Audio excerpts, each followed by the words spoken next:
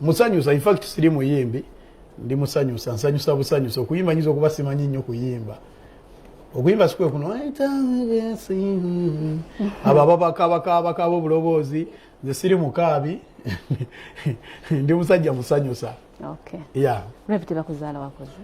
Nkulidde wano nakulayi mu Kiwunya Kampala. Ni Kiwunya. Awo ntegedde. Kyali oli omumanyi?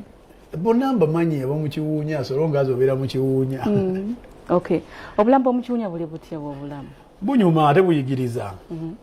Onyumirwa ate nga bwoyiga nga omanya buli kimu kisoboka. Buli kisoboka buli kimu kisoboka osoboka. Okay. Katoweza nnyimba mmeka Gravity?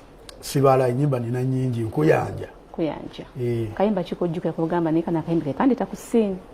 Walumbe zaaya ak'omugenzi Jo Paul Kafeero. Okay. Naye mfuna permission okudda mwezi ennyimba? Saagifuna naye Mungu yannyamba.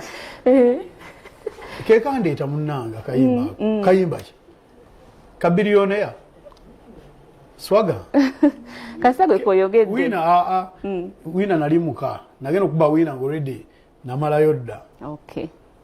Anakuwandikira ennyimba ze? Gravity yewandiikira olumu ne bamuwandiikira olumu ne bamuwabula byonna bigatta omega sure Abannayuganda bafuna ennyama ninga gwatula wansi n'ogamba kanyimbe n'oluyimba nza ndowooza ideas. Okay. Ninga kanyimbe ku nnyama nyimbe ku mpuuta kanjala kuleetayo ekyennyanja mbinyeebwa so abawagizi bange mukirinde very soon. Okay.